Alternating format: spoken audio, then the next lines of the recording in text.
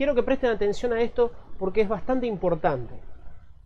Si ustedes se fijan, acá tengo un integradito chiquitito que hace parte de una fuente de alimentación, que es la fuente de alimentación de 1.05 BS.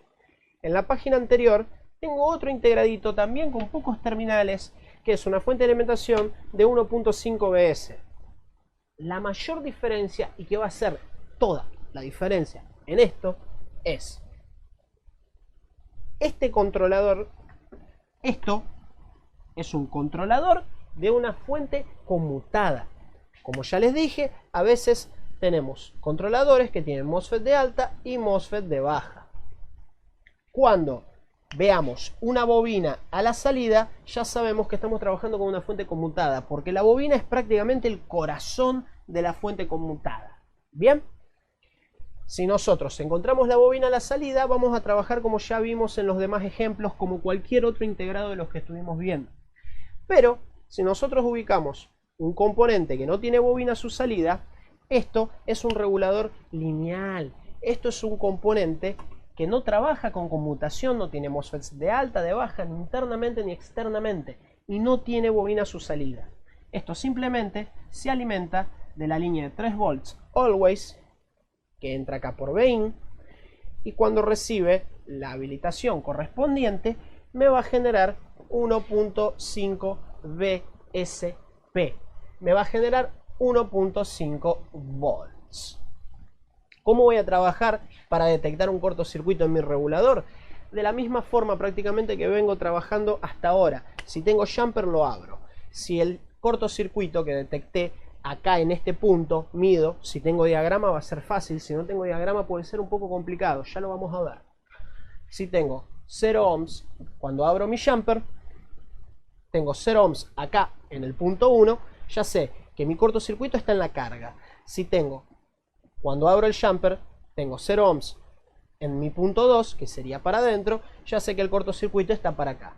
Como estas fuentes no suelen tener muchos componentes, estos reguladores no suelen trabajar con muchos componentes, o el problema está en mi capacitor de salida, o el problema está en mi regulador, que es lo más normal. Bien, sacamos el regulador, levantamos el regulador, no es para nada difícil levantarlo, y medimos nuevamente, y a lo que todo indica, acá ya voy a tener, no sé, 5K, por ejemplo. No voy a tener más una, o bien, en este caso, para ser hasta más preciso, yo debería tener la suma de estas resistencias. Voy a tener 45.5K. No voy a tener más mis 0 ohm, 2 ohm, 3 ohm, 5 ohms. Bien, levantando el regulador ya puedo identificar si el problema está en él o no.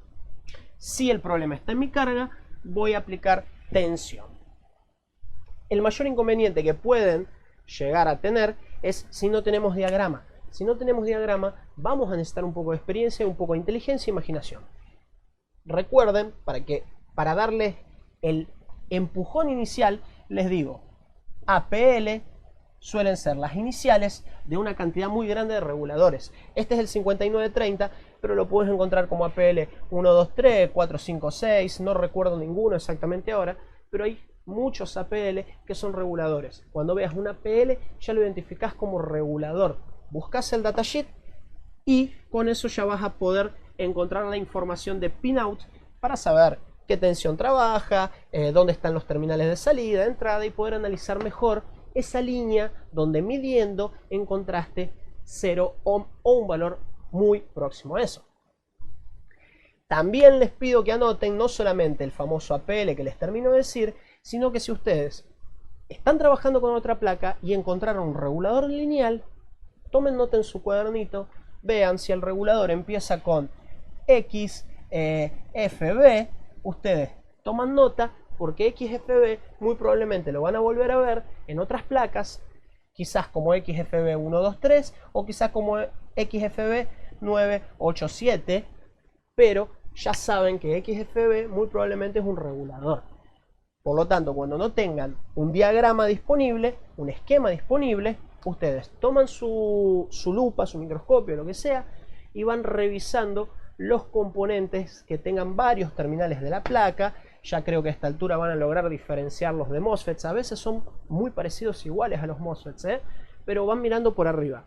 Cuando encuentren una serigrafía como alguna de las que ustedes ya tienen anotadas como reguladores, o alguna serigrafía que no recuerde un MOSFET, porque sabemos que los MOSFETs normalmente cuando vamos teniendo más experiencia vamos recordando que los MOSFETs ya tienen algo bien identificable, ¿no? Hasta por el logo vemos si es un MOSFET de Alfa Omega, de VGI.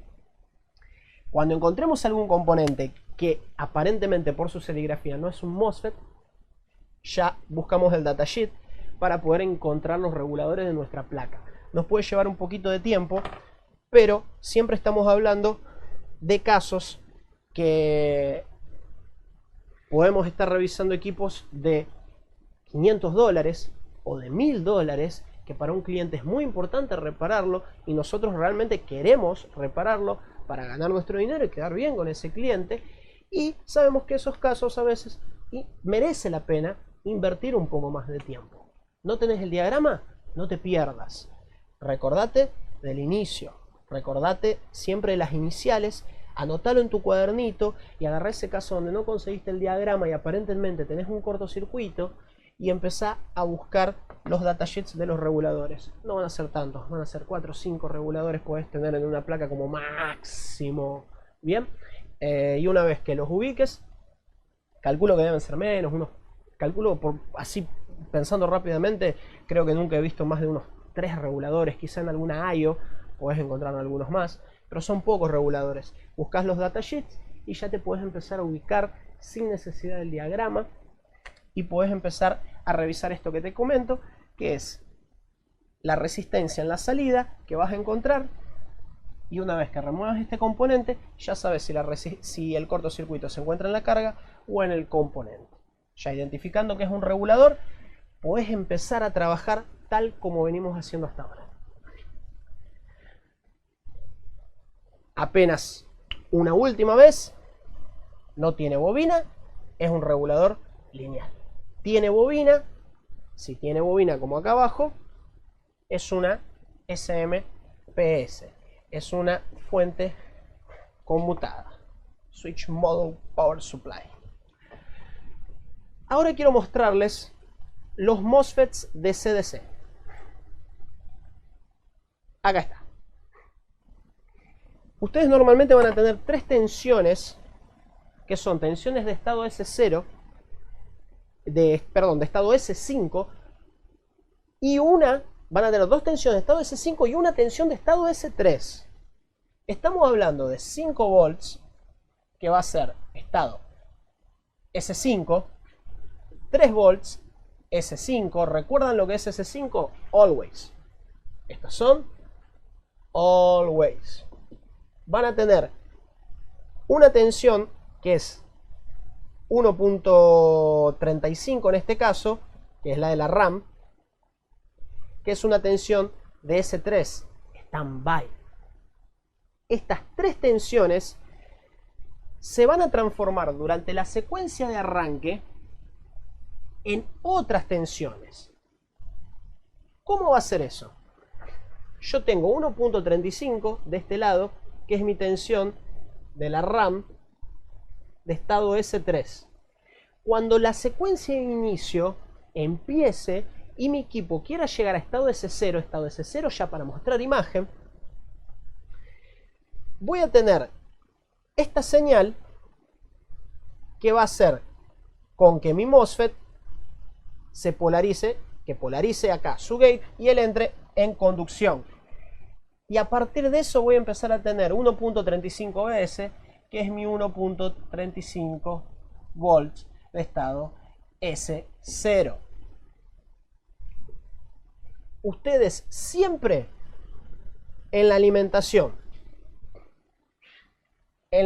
alimentación BCC de RAM, la alimentación de la RAM en la línea de 3 volts y en la línea de 5 volts, siempre van a buscar estos MOSFETs. Estas líneas siempre dan origen a otras líneas con el mismo valor. 3 volts, 5 volts. Pero esta vez es todo estado S0. S0. Ya me diste todas las bobinas. Me diste la bobina de 3 volts, me diste la bobina de 5 volts, me diste la bobina de 1.35 y no tenés corto. Prendés el equipo enciende y se apaga. ¿Por qué puede ser eso? Porque de este lado no tengo corto. En la bobina de mi fuente de 1.35 no tengo corto. Ni de un lado, ni del otro. Y el equipo se me sigue apagando. Las demás bobinas también aparentan estar bien. Pero cuando yo enciendo el equipo se apaga. Porque en el momento que la secuencia de arranque me permite que este MOSFET lleve esta tensión de un lado a otro, mi línea de 1.35 BS, que ya es una línea 1.35 de estado S0, cuando voy a ver tengo 0 ohms. Está en corto. Ese cortocircuito solo se manifiesta cuando la secuencia de arranque llega a un punto que me permite que la tensión pase de un lado a otro. Es un corto en la línea 1.35, porque la línea 1.35 BS es la misma que la línea de 1.35 donde medimos la bobina. Pero solo va a aparecer después que arranque la secuencia de inicio y que este MOSFET entre en conducción. Vamos a ver las otras fuentes porque, como les dije, siempre va a ser 3, 5 y tensión de la RAM. Vamos a lo último prácticamente, porque estaba cerca del fin de diagrama. Acá están las otras. Acá tengo 5 volts always a 5 BS y acá tengo 3 volts always a 3 BS. Siempre líneas de 3 y de 5 y de la RAM van a tener este mismo sistema. Durante la secuencia de arranque, estos 5 volts always, que son 5 volts de estado S5, donde yo le medí la bobinita y estaba ok, tengo 5 volts acá en estos terminales de mi Q23. Cuando yo arranque el equipo, mi equipo prende y se apaga, porque cuando los 5 volts pasaron a este lado, resulta que mi línea de 5 BS tiene un 0 ohm enorme. Esto suele pasar, por ejemplo, puede pasar con puertos USB en algunos equipos. Bien, esta línea de 5 BS va a trabajar con los puertos USB y si tenés un puerto USB en corto, tu equipo enciende y se apaga porque esta línea estaba en perfecto estado, todas las bobinas están en perfecto estado, todas las fuentes están en perfecto estado, pero en el momento que la secuencia de arranque llega a su estado de S0 y quiere terminar de encender, va a conducir este MOSFET, me va a llevar mi línea de 5 volts derecho a una trampa, a un cortocircuito de 0 ohm, porque tengo mi puerto USB así. Lo mismo, dando el último ejemplo, porque son 3, lo mismo me puede ocurrir en la fuente de 3 volts always, porque mis 3 volts de estado S5, donde medí mi bobinita y estaba joya, cuando arranca mi equipo, este MOSFET permite que la corriente pase de un lado a otro, llegan acá mis 3 volts y caí en la trampa, porque acá tengo 0 ohm cortocircuito. Y por eso mi equipo enciende y se apaga. Tip importante para poder ubicar estos MOSFETs sin diagrama. Vamos a ver otros también en videos de trabajos con el equipo sin diagrama, analizar placas sin diagrama. Vamos a ver un poco todo esto. Pero recuerden, muy importante y muy lógico, nosotros para ubicar estos MOSFETs podemos simplemente buscar, no es tan difícil y suelen estar cerca de las fuentes, o sea, busco cerca de mi bobina, empiezo buscando por ahí, la bobina de 3 volts, always, S5, busco cerca de mi bobina un MOSFET que de un lado va a tener 3 volts y del otro lado no va a tener absolutamente nada. Este MOSFET muy probablemente sea mi MOSFET que va a ser la transferencia, ¿no?, de mi tensión de 3 volts de estado S5 a estado S0. Mido estos terminales, tengo 3 volts. Mido estos terminales, tengo 0. Mido resistencia, 0 ohm. Cortocircuito. De este lado tengo 3 volts, de este lado voy a aplicar 3 volts máximo. Si tengo diagrama, muy fácil ubicarlos. Si no tengo diagrama, voy a tener que analizar un poquito, buscar, identificarlo y aplicarle la tensión correspondiente. Si tengo 3 volts de este lado, acá van a entrar 3 volts. Si de este lado tengo 1.35 volts, de este lado yo tengo 0 ohms, ¿no? Voy a aplicarle 1.35 volts. Cuando ubiquen lo que ustedes consideran que puede ser este MOSFET que hace la transferencia,